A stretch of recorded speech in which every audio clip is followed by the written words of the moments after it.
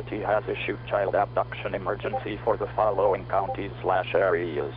Utah, at 3:44 p.m. on Jan 14, 2021, effective until 8:44 p.m.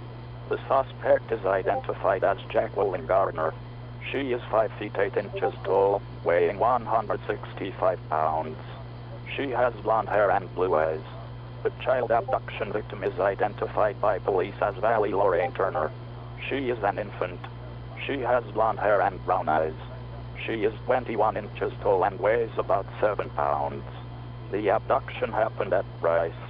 The suspect was driving a red 1999 Volkswagen Jetta GLS with license plate 2G4WZ. If you have any information, please call police at 435-636-3190 or simply dial 911.